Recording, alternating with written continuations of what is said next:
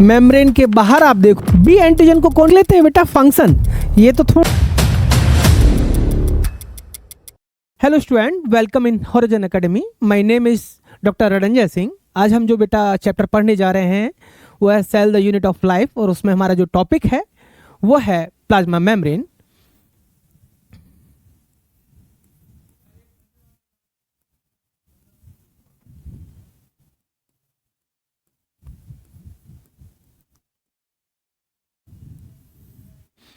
बेटा वैसे हम मेम्ब्रेन को इसलिए यहाँ पर पढ़ रहे हैं क्योंकि पहले 2 लेक्चर्स में मैंने आपको इंट्रोडक्शन दिया और प्रोकैरियोटिक सेल के बारे में बताया। इसके बाद में मैं यूकैरियोटिक सेल के बारे में बताऊंगा, और जो प्लाज्मा मेम्ब्रेन है वो प्रोकैरियोटिक सेल यूकैरियोटिक सेल के दोनों के अंदर पाई जाती है। और प्लाज्मा मेम्ब्रेन का स्ट्रक्चर जो है, कंपोजिशन जो है, दोनों में सेम है, पर जो बायोमोलिक्यूल का रेशियो है, जैसे प्रोटीन, लिपिड्स, कार्बोहाइड्रेट्स, वो सेल टू सेल वेरी करता रहता है। यहां पर हम प्लाज्मा मेम्ब्रेन की कॉमन स्ट्रक्चर देखेंगे और फिर बाकी पर डिस्कस करेंगे। बेटा प्लाज्मा मेम्ब्रेन जब आप देखोगे तो 3 मेन कंपोनेंट्स की बनी होती है। वो 3 मेन कंपोनेंट कौन कौन से हैं बेटा? 3 मेन कंपोनेंट हैं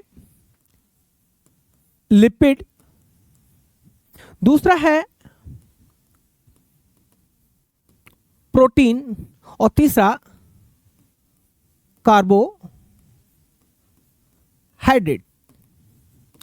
बेटा एक्चुअल में बेटा एक और मॉलिक्यूल होता है, उसे हम स्टेरॉइड भी बोलते हैं। इनका composition cell to cell vary करेगा। बेटा प्लाज्मा मेम्ब्रेन के बारे में डिफरेंट वैज्ञानिकों ने अपने डिफरेंट व्यूज दिए थे। इनिशियली एक वैज्ञानिक हुए थे रॉबर्टसन। उन्होंने ऑस्मियम से प्लाज्मा मेम्ब्रेन को स्टेन किया और बताया कि प्लाज्मा मेम्ब्रेन एक सिंगल लेयर की फॉर्म में होती है। वो वैज्ञानिक थे रॉबर्टसन। इन्होंने बोला था प्लाज्मा मेम्ब्रेन एक सिंगल लेयर की फॉर्म में होती है। यूनिट मेम्ब्रेन,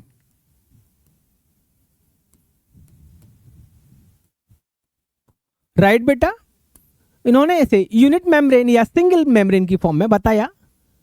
दूसरे वैज्ञानिक थे डेनियल डेवसन एंड डेनियल। इन्होंने बोला था जो प्लाज्मा मेम्ब्रेन है वो लिपिड्स की एक लेयर और उसके ऊपर प्रोटीन की 2 ग्लोबुलर लेयर्स की स्ट्रक्चर होती है। एक्चुअल में उन्होंने बोला लिपिड इनसाइड और प्रोटीन आउटसाइड और इनसाइड रहेगी। जैसे आप देखोगे उन्होंने बोला कि प्रोटीन ग्लोबुलर स्ट्रक्चर की फॉर्म में रहेंगी और अंदर लिपिड्स रहेंगे। इसे इसलिए सैंडविच मॉडल भी बोला गया बेटा। लिपिड की बाइलेयर इनसाइड और दोनों साइड प्रोटीन की बाइलेयर बोला गया। तो ये ट्राइलैमिलर मॉडल और सैंडविच मॉडल के नाम से भी जाना गया।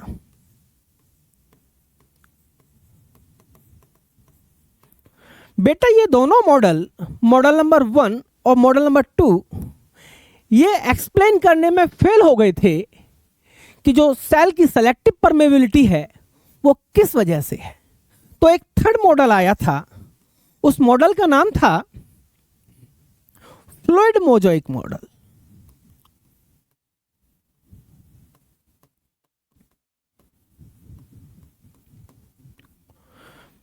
बेटा इस मॉडल को सिंगर एंड निकोलसन, दो साइंटिस्ट हुए थे, इन्होंने फ्लूइड मोज़ेक मॉडल के बारे में बताया था। जो प्रोटीन है लिपिड बाइलेयर के अंदर आउटसाइड इंसर्टेड रहती हैं। कुछ प्रोटीन जैसे लिपिड की बाइलेयर है उसके अंदर प्रोटीन इनसाइड इंसर्टेड है और बाहर भी कुछ लगी हुई है। उससे एक मोज़ेक स्ट्रक्चर का फॉर्मेशन होता है। इन्होंने कहा था कि जो हाइड्रोफोबिक मॉलिक्यूल हैं वो लिपिड की बाइलेयर से पास हो जाते हैं, जो हाइड्रोफिलिक हैं वो प्रोटीन के द्वारा इनसाइड सेल के भेज दिए जाते हैं और आउटसाइड भेजे जाते हैं। ये इस तरह से ट्रांसपोर्ट होता है। ये बेटा 1972 में दिया था मॉडल। अब हम बात करते हैं जो सबसे ज़्यादा एक्सेप्टेड मॉडल रहा है, फ्लूइड मोज़ेक मॉडल। बेटा according to fluid mosaic model हम प्लाज्मा मेम्ब्रेन का स्ट्रक्चर देखेंगे। फ्लूइड मोज़ेक मॉडल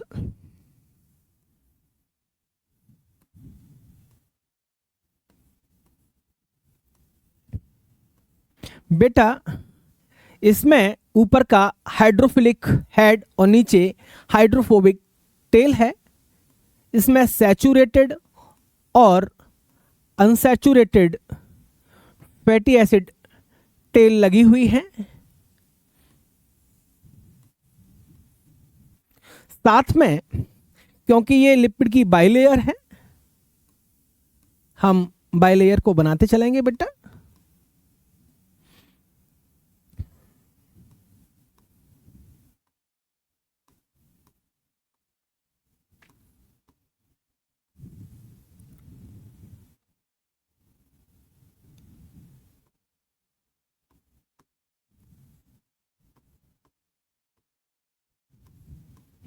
बेटा इसमें हम कुछ प्रोटीन स्ट्रक्चर भी बनाएंगे। ये इंटीग्रल मेम्ब्रेन प्रोटीन्स हैं।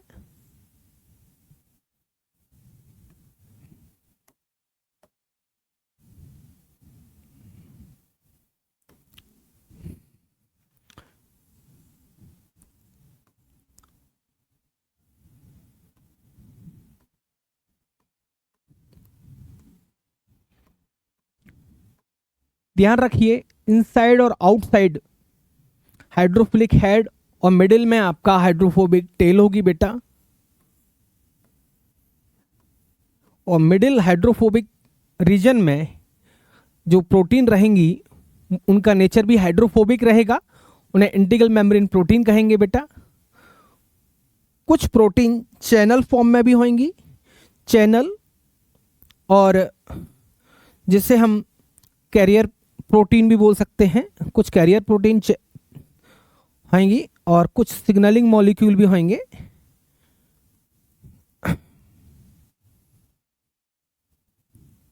ये चैनल का फॉर्मेशन हो गया बेटा।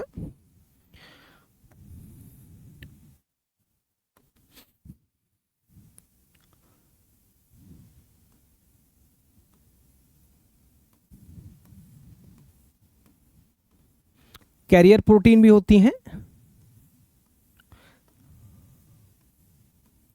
ध्यान रखिए मेम्ब्रेन की फ्लूइडिटी ओनली लिपिड पर डिपेंड करती है, प्रोटीन की अमाउंट पर डिपेंड करती है। तो इसमें बेटा ध्यान रखिएगा बहुत सी चीज़ें इंपॉर्टेंट हैं। यहाँ पर ओलिगोसैकेराइड्स भी लगे रहते हैं। किसके ऊपर बेटा? लिपिड्स के ऊपर और प्रोटीन्स के ऊपर ओलिगोसैकेराइड्स लगे होंगे।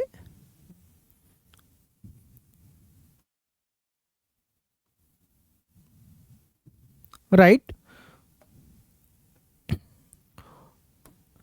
कुछ पेरिफेरल प्रोटीन्स होंगी बेटा।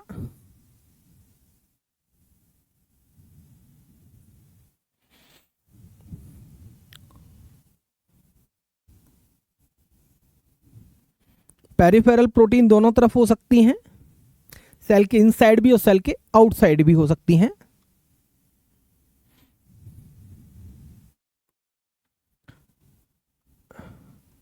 और इन पर कार्बोहाइड्रेट लगे रहेंगे ओलिगोसैकेराइड्स की फॉर्म में। इनके फंक्शन भी बेटा मैं अभी आपको बताऊंगा। सेल को रिकॉग्निशन में, जैसे एंटीबॉडी एंटीजन का रिकॉग्निशन जिसमें होता है, आपने देखा होगा। इसमें कुछ बेटा स्टेरॉइड्स भी कहीं कहीं लगे हुए मिलेंगे आपको। ये थोड़ा कलर दिखाई नहीं दे रहा है, हम दूसरा कलर ले लेते हैं। ये हम स्टेरॉइड शो कर देते हैं। स्टेरॉइड मेम्ब्रेन की स्टेबिलिटी को बढ़ाता है, फ्लूइडिटी को कम करता है। मेरा कहने का मतलब ये है बेटा, सॉरी,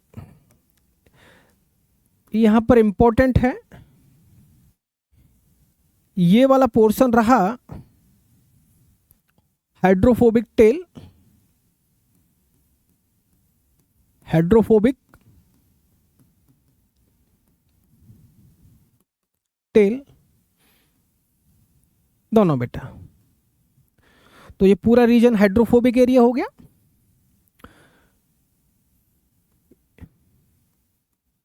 ये है आपका हाइड्रोफिलिक हेड।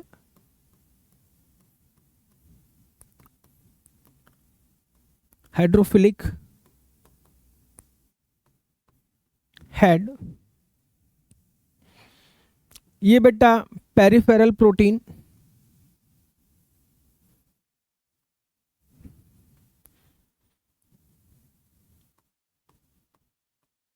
पेरिफेरल प्रोटीन बेटा लिपिड से प्रोटीन से कार्बोहाइड्रेट लगा हुआ है। पहले तो मैं इसे लिख देता हूं बेटा, ये क्या है? Oligosaccharide. Oligosaccharide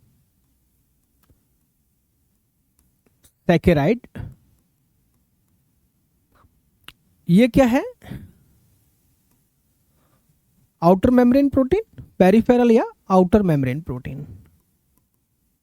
outer membrane protein. तो बेटा इनको मैं क्या बोलूंगा बेटा? इन दोनों को मैं बोलूंगा glycoprotein. Carbohydrate plus protein is known as glycoprotein. Glycoprotein. यहां बेटा हम देखेंगे हाइड्रोफिलिक हेड से ऊपर कार्बोहाइड्रेट लगा हुआ है। ये लिपिड है, ये कार्बोहाइड्रेट है। इसे ग्लाइकोलिपिड बोला जाएगा बेटा। ग्लाइकोलिपिड।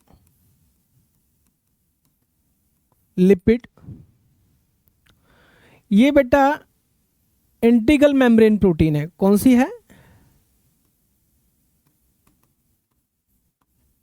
इंटीग्रल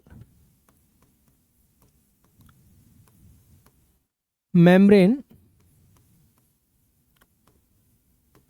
प्रोटीन है बेटा। ये रीजन हाइड्रोफोबिक रीजन,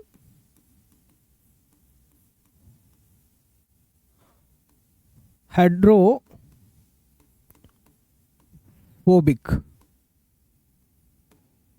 एक सेकेंड।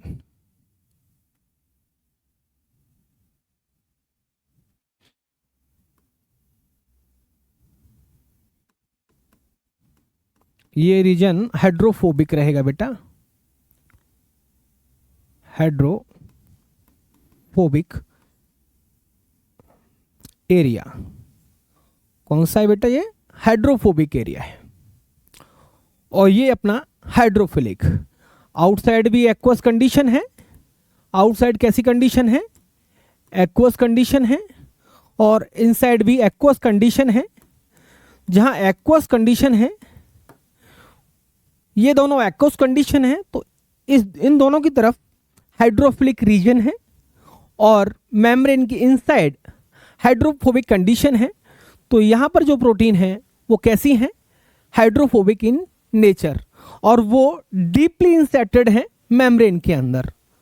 मेम्ब्रेन के बाहर आप देखोगे पेरिफेरल प्रोटीन है, लाइटली अटैच है, आसानी से अलग की जा सकती हैं बेटा।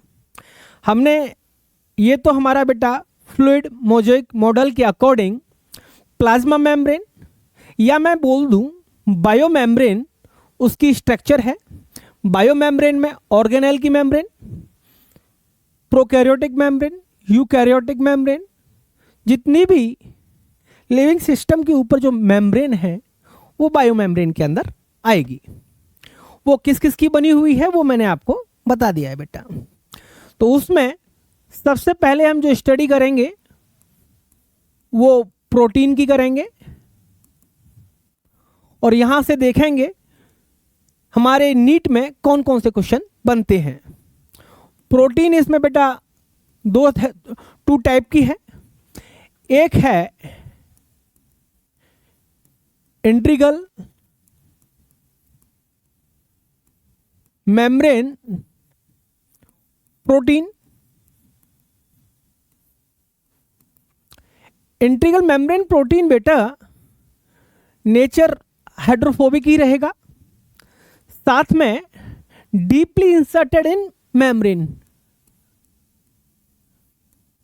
डीपली इंसर्टेड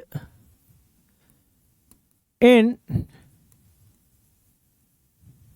मेम्ब्रेन, पहला पॉइंट। यदि मैं इसका दूसरा पॉइंट देखूं बेटा, जब कोई चीज डीपली इंसर्टेड होती है तो उसे निकालना बहुत हार्ड होता है। यदि मैं मेम्ब्रेन को किसी डिटर्जेंट की हेल्प से निकालूं प्रोटीन को मेम्ब्रेन से, तो ये बहुत टाइम लेगी निकालने में, लंबी प्रोसेस रहेगी। और यदि मैं पेरिफेरल प्रोटीन को निकालूंगा तो सिंपल आसानी से जर्क देके फ्रीज थॉ करके आसानी से बाहर निकाल सकता हूं। तो easily extract, hardly extract,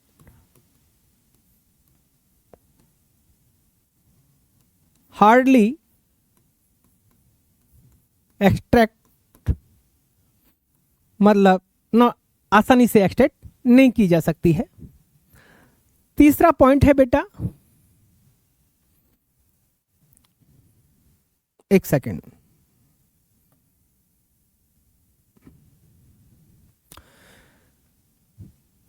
have various function, have various function like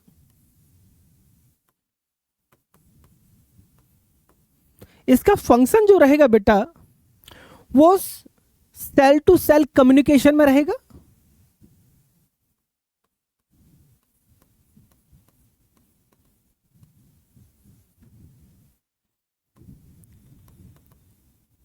interaction,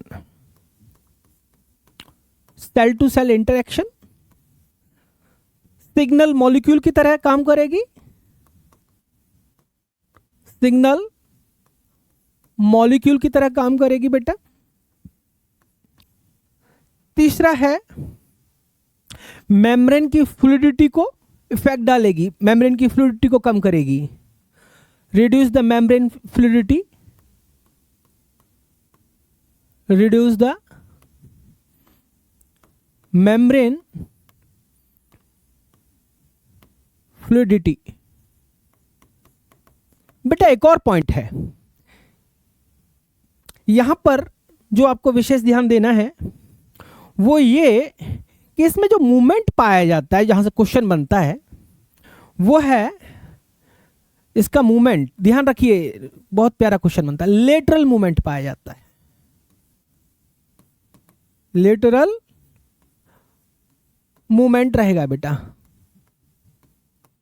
membrane के अंदर।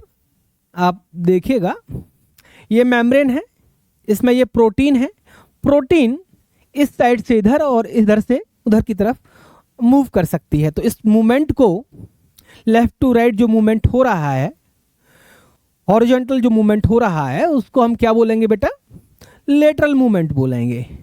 अब एक मूवमेंट होता है इस लीफलेट से इस लीफलेट की तरफ और नीचे वाली लीफलेट से अपर लीफलेट की तरफ। ये मूवमेंट जो होता है इसे फ्लिप फ्लॉप मूवमेंट बोलते हैं, जो लिपिड में पाया जाता है। ओके बेटा, अब ये तो रहे इंटीग्रल मेम्ब्रेन प्रोटीन के काम, और कुछ पॉइंट, इंपॉर्टेंट पॉइंट, कैसे वो इंसर्टेड रहती है, आसानी से वो एक्सट्रैक्ट नहीं हो पाती है। जो फंक्शन है सेल टू सेल कम्युनिकेशन, कोई दूसरी सेल है उस सेल के साथ में कम्युनिकेशन, जैसे फॉर एग्जांपल के तौर पर मैं आपको बताना चाहूँ कि जैसे कोई सेल अंदर कोई सिग्नल भेजना चाहती है, प्रोटीन बाहर प्रोटीन की आवश्यकता है, तो वो सिग्नल मॉलिक्यूल के रूप में जाएंगे। या कोई मैक्रोफेज है, उसे कैसे पता चलेगा कि सेल में इन्फेक्शन हुआ है, वो सिग्नल जाएगा कि हाँ भाई ये पैरासाइट है, ये एंटीजन है, इसको मुझे एंगल्फ करना है। वो सिग्नल मॉलिक्यूल उसमें हेल्प करते हैं बेटा। नेक्स्ट हम आ जाते हैं बेटा अपना प्रोटीन का, जैसे अपना इंटीग्रल मेम्ब्रेन प्रोटीन हो गई, आउटर मेम्ब्रेन प्रोटीन के लिए outer membrane protein, outer membrane protein का यदि हम बेटा देखें, ये इजीली एक्सट्रैक्ट हो जाती है, इजीली। यहां से क्वेश्चन बनता है इंटीग्रल मेम्ब्रेन प्रोटीन या आउटर मेम्ब्रेन प्रोटीन, कौन सी प्रोटीन इजीली एक्सट्रैक्ट हो जाती है, नीट का डायरेक्ट क्वेश्चन है। तो उसमें outer membrane protein easily extract हो जाती है, और इसके कुछ फंक्शन आते हैं इन प्रोटीन्स के, वो हम इंटीग्रल मेम्ब्रेन के देख लिए, आउटर के अभी देखते हैं। इजीली एक्सट्रैक्ट, ओके बेटा। समटाइम नहीं, मोस्टली ध्यान रखिएगा, mostly attach with lipid and carbohydrates,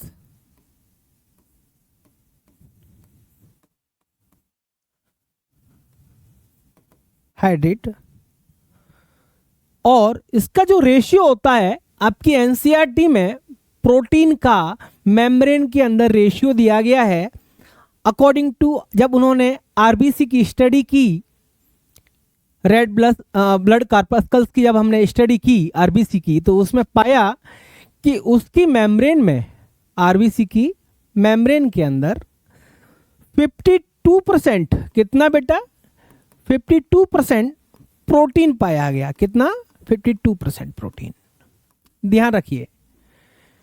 इसके अलावा बेटा अब हम फंक्शन देखें प्रोटीन्स के, तो जब आप देखेंगे, क्योंकि इसकी जो मोस्टली फंक्शन है कार्बोहाइड्रेट के साथ में है, जो सरफेस कार्बोहाइड्रेट्स हैं जैसे ग्लाइकोप्रोटीन, मोस्टली ग्लाइकोप्रोटीन जो है वो इन्वॉल्व होती हैं। आपने देखा होगा आरबीसी के अंदर, आरबीसी नहीं, मैं थोड़ा सा यहाँ चेंज करना चाहूँगा, सिंपल, जैसे एंटीजन रिकॉग्निशन हो गया बेटा, आरबीसी के अंदर भी देखना चाहो तो जो ब्लड ग्रुप हम डिसाइड करते हैं एंटीजन ए, एंटीजन बी के रूप में, एंटीजन ए के अंदर क्या होता है बेटा, यहां देखते हैं। अब फंक्शन के रूप में हम देख लें, सेल रिकॉग्निशन आपने बोला था,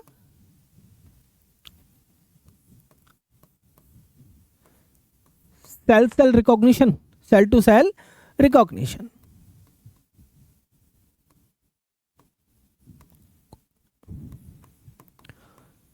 बेटा सेल रिकॉग्निशन में आपको बहुत इंपॉर्टेंट केस बताता हूं। जैसे ये कोई आरबीसी है, राउंड एंड बाइकॉनकेव होती है, तो इसकी सरफेस पर कुछ ग्लाइकोप्रोटीन्स लगी रहती हैं, वो डिसाइड करती हैं कि ये ब्लड ग्रुप क्या होगा। कुछ आरबीसी के ऊपर कोई भी एंटीजन नहीं होगा, एंटीजन ए बी दोनों प्रेजेंट हैं इसमें बेटा। इसमें एंटीजन ए और बी दोनों में से कोई हो सकता है, और इसमें नो एंटीजन।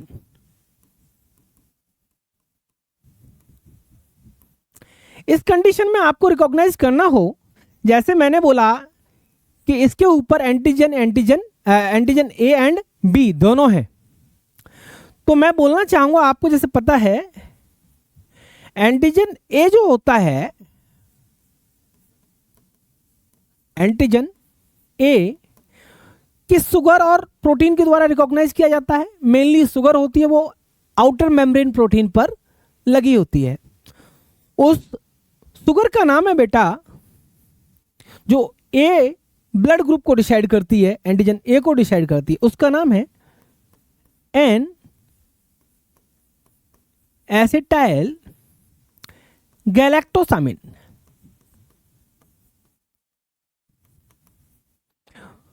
जो बी को डिटरमाइन करती है बेटा, उसका नाम है डी गैलेक्टोस। राइट बेटा। यदि ये दोनों शुगर प्रेजेंट हैं, ए के लिए ये और बी के लिए ये, तो हमारा ब्लड ग्रुप क्या होगा? A B. ऐसे ही ध्यान रखिए, बी एंटीजन को कौन डिटरमाइन करेगा? D galactose. और जिस पर ये दोनों शुगर नहीं है वो क्या रहेगा? ओ, मतलब उस पर कोई शुगर प्रेजेंट नहीं है। नेक्स्ट बेटा, ये तो हमारी प्रोटीन की बात हो गई बेटा। प्रोटीन के बारे में थोड़ा सा बताना चाहूंगा। ये मेम्ब्रेन प्रोटीन है तो थोड़ा सा पॉइंट आया है। जो प्रोटीन है किन मॉलिक्यूल से जुड़ के बनी है? वो बनी है बेटा अमीनो एसिड से। अमीनो एसिड्स के बीच में जो बॉन्ड पाया जाता है उसे पेप्टाइड बॉन्ड कहते हैं। प्रोटीन की बात हो रही है तो बताना इंपॉर्टेंट है। नेक्स्ट आ जाते हैं बेटा हम, जब हम बात करते हैं, एक तो बायोमोलिक्यूल हो गया हमारा प्रोटीन, दूसरा उसमें बायोमोलिक्यूल पाया गया था लिपिड। बेटा यहां पर जो हमारा मेम्ब्रेन का जो लिपिड है उसका नेचर जो है एम्पीपैथिक इन नेचर। कैसी नेचर है उसकी?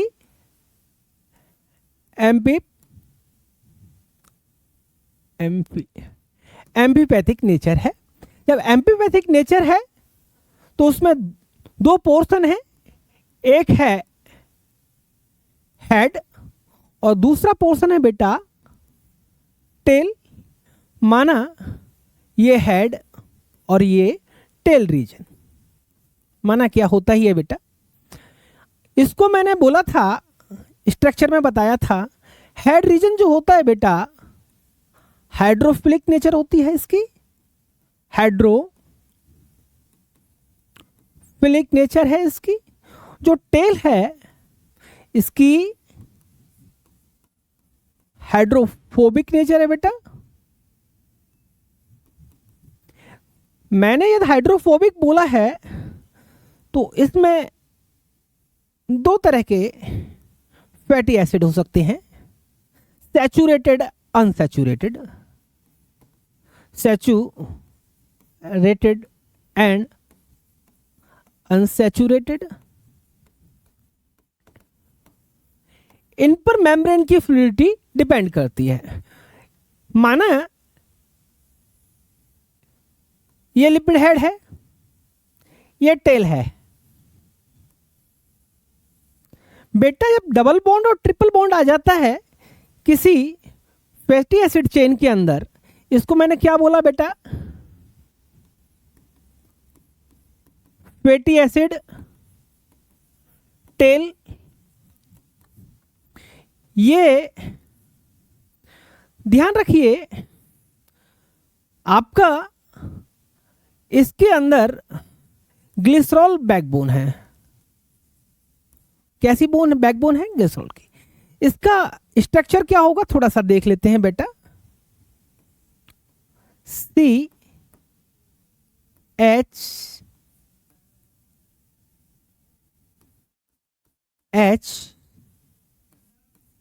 OH C OH H C OH,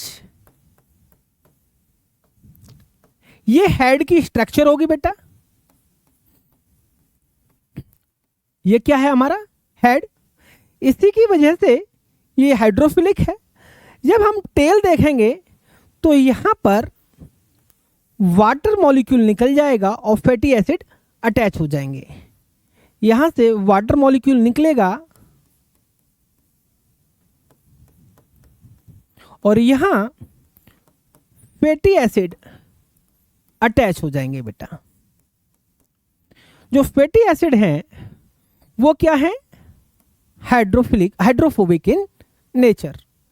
ये बेटा आपने लिपिड का स्ट्रक्चर देखा। यहां मैं एक पॉइंट बताना चाहूंगा, मेम्ब्रेन की फ्लूइडिटी जानना बहुत इंपॉर्टेंट है बेटा। मेम्ब्रेन की फ्लूइडिटी कुछ पॉइंट पर डिपेंड करती है। पहला पॉइंट है मेम्ब्रेन की फ्लूइडिटी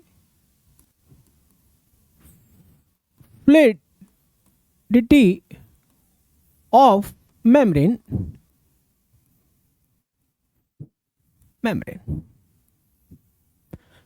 डिपेंड अपॉन, ओके बेटा। पहला पॉइंट है मेम्ब्रेन की फ्लूइडिटी डिपेंड करती है length of fatty acid chain. यदि लेंथ ज्यादा है फ्लूइडिटी कम होगी। व्हेन लेंथ मोर फ्लूइडिटी कम होगी बेटा, फ्लूइडिटी डिक्रीज कर जाएगी। दूसरा point, when length of fatty acid chain is less than fluidity increase। बेटा दूसरा पॉइंट है, जो ये तो लेंथ के बारे में हो गया, प्रेजेंस ऑफ डबल बॉन्ड और triple bond. Presence of double and triple bond.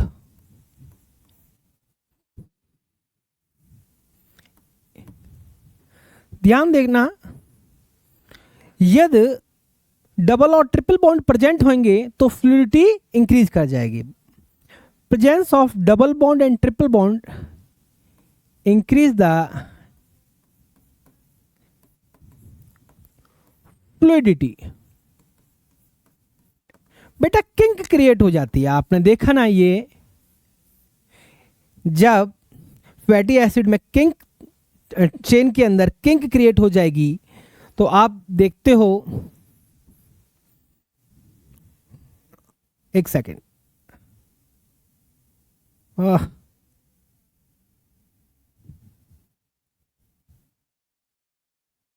यहां आप देखोगे जब ये किंक क्रिएट होगी तो फैटी अपने जो लिपिड्स हैं, लिपिड्स के बीच में एक डिस्टेंस क्रिएट हो जाएगी। जब ये डिस्टेंस क्रिएट होगी तो फ्लूइडिटी अपने आप इंक्रीज कर जाएगी बेटा। और मेनली फ्लूइडिटी जो है मैं लिखाऊंगा अभी, fluidity of membrane mainly depend upon lipids. ये तो बेटा इस पर हो गया। तीसरा फ्लूइडिटी डिपेंड करती है presence of steroid and protein, या amount of steroid and protein. Amount of steroid and protein. ये भी मेम्ब्रेन की फ्लूइडिटी पर इफेक्ट डालते हैं। नेक्स्ट हम देखेंगे बेटा, बहुत इंपॉर्टेंट पॉइंट नोट कर लीजिए, membrane fluidity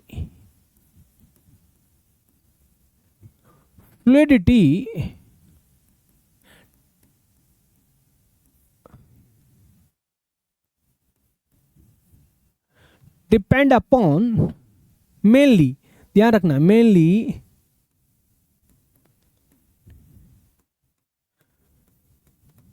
depend upon lipid. तो मेन कंपोनेंट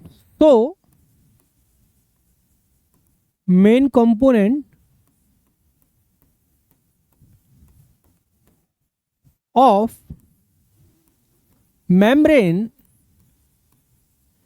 इज लिपिड, याद रखिएगा। अब और इसमें लिपिड के बारे में एक पॉइंट और याद रखिए बेटा, जो लिपिड का मूवमेंट होता है, movement of lipid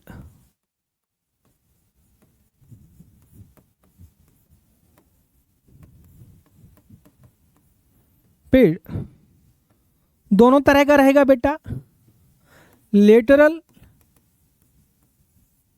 and flip flop.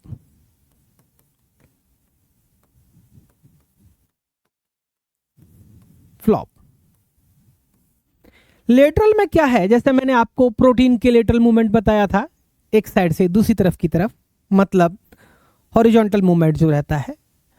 अब एंडोसाइटोसिस हो रही है या एक्सोसाइटोसिस हो रही है, वहां पर जो लिपिड का मूवमेंट होगा, जैसे कि फेगोसाइटोसिस में आप देखते हो, चाहे लिक्विड अंदर आ रहा है, चाहे आपका, जैसे फेगोसाइटोसिस में तो सॉलिड अंदर आता है, और जब पिनोसाइटोसिस हो रहा है जब लिक्विड अंदर आता है, उन दोनों केस में क्या होता है बेटा, फ्लिप फ्लॉप मूवमेंट होता है।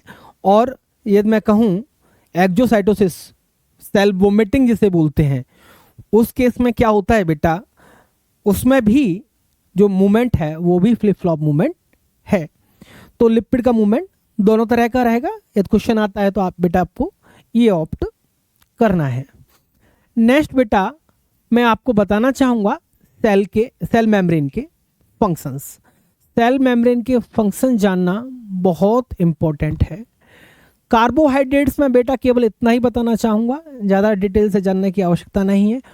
ओलिगोसैकेराइड्स की फॉर्म में पाएंगे, और ये कार्बोहाइड्रेट्स जो हैं, कार्बोहाइड्रेट्स किस फॉर्म में रहेंगे, ओलिगोसैकेराइड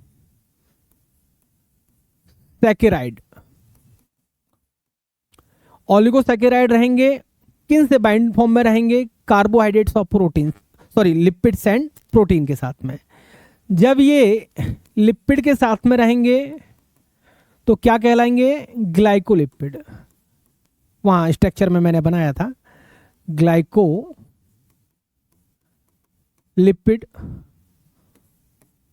और प्रोटीन के साथ अटैच होंगे प्रोटीन प्लस ओलिगोसैकेराइड्स,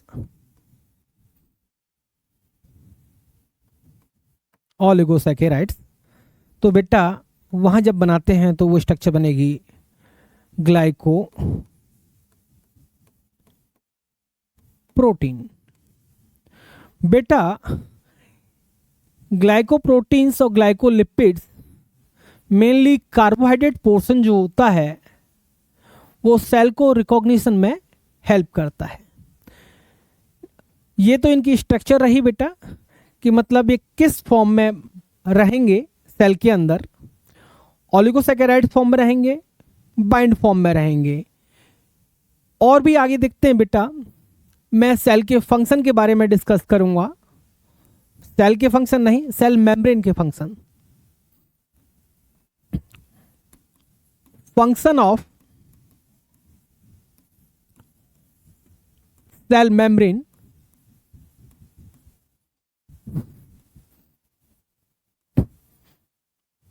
या सेल मेम्ब्रेन न डाल के बेटा, ये वर्ड थोड़ा ठीक नहीं रहेगा, फंक्शन ऑफ मेम्ब्रेन डालिएगा,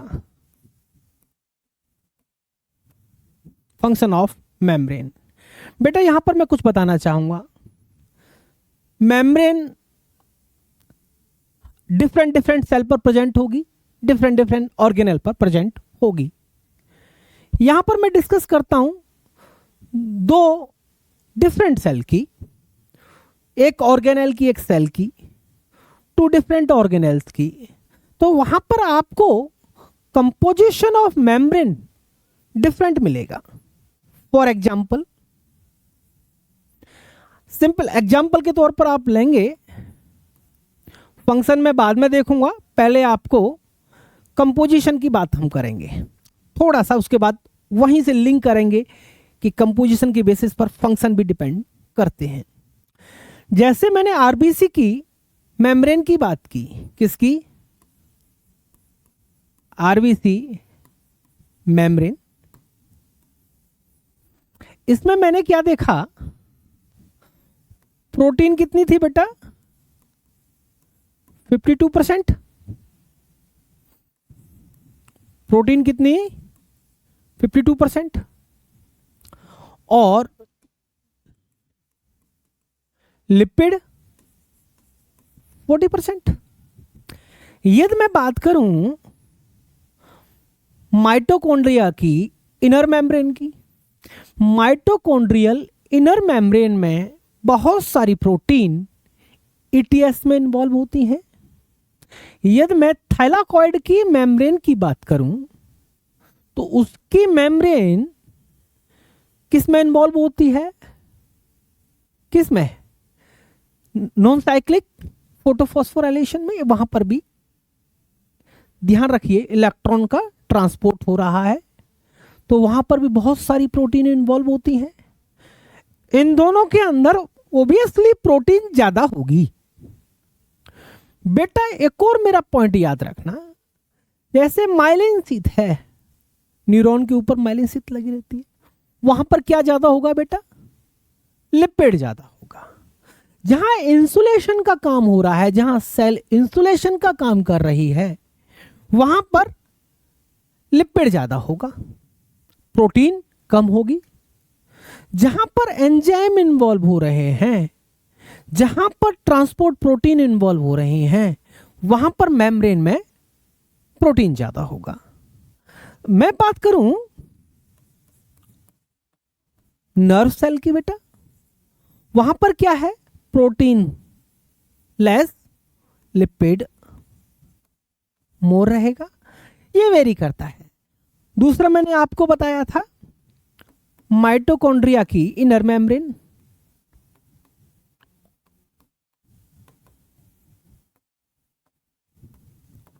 इनर मेम्ब्रेन, वहां पर बेटा प्रोटीन हाई होगा, लिपिड कम होगा। अब हम देख लेते हैं बेटा फंक्शन।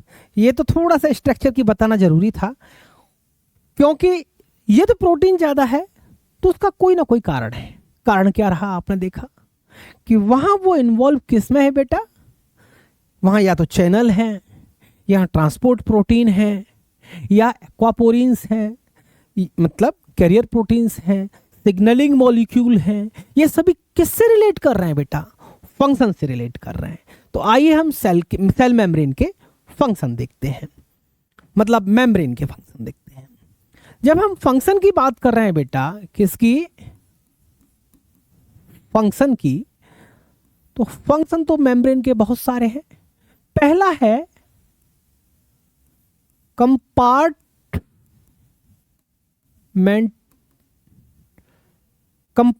फॉर्मेशन। कंपार्टमेंट फॉर्मेशन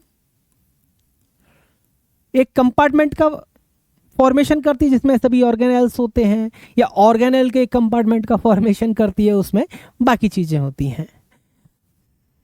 उसके बाद बेटा ध्यान रखिए स्कैफोल्ड का फॉर्मेशन करता है। किसका? स्कैफोल्ड का। ये इसमें क्या होता है? बायोकेमिकल रिएक्शन चलती हैं, बायो केमिकल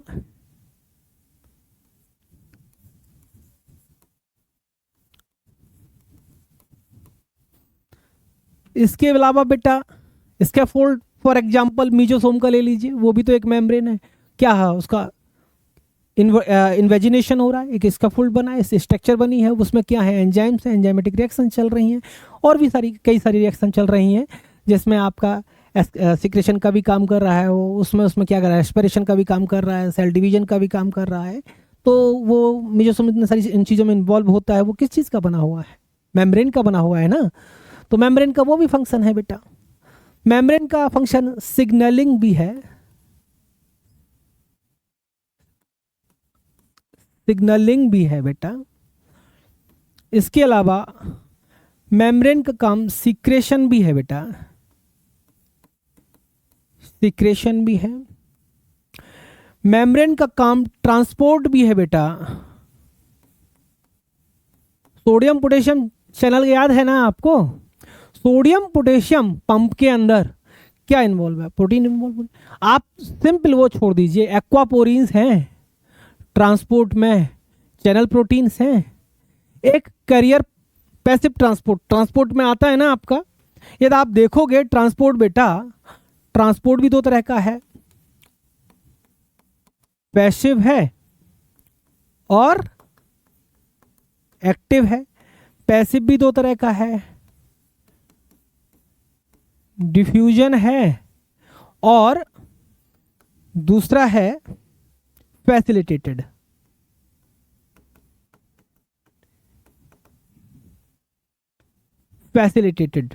फैसिलिटेटेड में क्या होता है, कैरियर प्रोटीन इन्वॉल्व होती हैं बेटा। एक्टिव में क्या होता है, अंगेस्ट ग्रेडियंट होता है। क्या होता है बेटा, अंगेस्ट ग्रेडियंट होता है, उसमें एनर्जी का यूज होता है। क्या यूज होती है, एटीपी।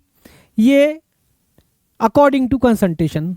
पैसिव में लोग हाई कंसंट्रेशन से लो कंसंट्रेशन की ओर मूवमेंट होता है, और एक्टिव में लो कंसंट्रेशन से high concentration, against the concentration gradient काम करना पड़ रहा है, तो वहां पर हम एनर्जी यूज करते हैं। वी टाइप एटीपीएज हमारी पास में वैक्यूल है, वैक्यूल के चारों ओर क्या है, टोनोप्लास्ट है। उसमें जब मुझे कोई चीज़ अंदर भेजनी पड़ेगी, कहाँ से, साइटोप्लाज्म से, मैं वैक्यूल के अंदर, तो कुछ आयन, हाइड्रोजन आयन का जब मूवमेंट होता है उसके अंदर, वो अगेंस्ट द कंसंट्रेशन ग्रेडियंट होता है। वहाँ पर एस टाइप एटीपीएस बोल दीजिए, वी टाइप एटीपीएस प्रेजेंट होते हैं बेटा। तो यहाँ पर अगेंस्ट कंसंट्रेशन ग्रेडियंट और एटीपी यूज होती है, यहाँ पर नो एटीपी यूज। ये कहाँ से हो रहा है, थ्रू मेम्ब्रेन ही तो हो रहा है, बल्क ट्रांसपोर्ट हो रहा है बेटा, बल्क ट्रांसपोर्ट। बल्क ट्रांसपोर्ट में क्या हो रहा है बेटा, बल्क ट्रांसपोर्ट जिसमें एंडोसाइटोसिस और एक्सोसाइटोसिस। कौन सा,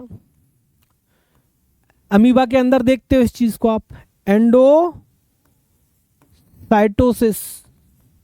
दो तरह का हो गया, फैगोसाइटोसिस और पिनोसाइटोसिस। फैगोसाइटोसिस और बेटा पिनोसाइटोसिस दो तरह का होता है। नई स्लाइड में देख लेते हैं। एंडोसाइटोसिस कितने तरह का बेटा, एंडोसाइटोसिस दो तरह का होता है बेटा, बल्क ट्रांसपोर्ट में आता है।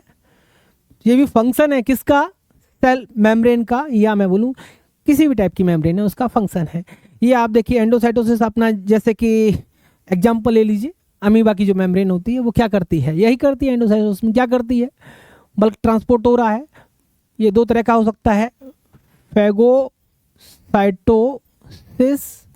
और दूसरा है पिनोसाइटोसिस।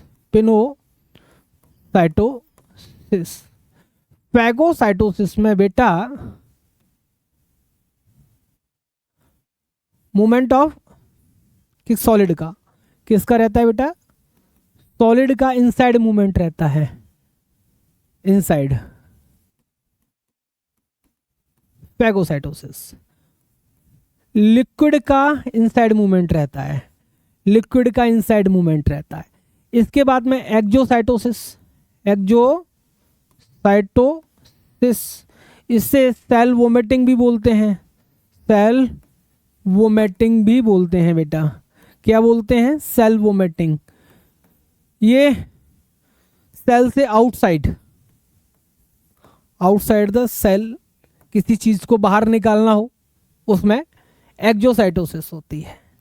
ओके, ये सभी फंक्शन किसके हैं बेटा? सेल मेम्ब्रेन या मेम्ब्रेन के फंक्शन है। नेक्स्ट हम ले लेते हैं बेटा उसके और फंक्शन क्या थे।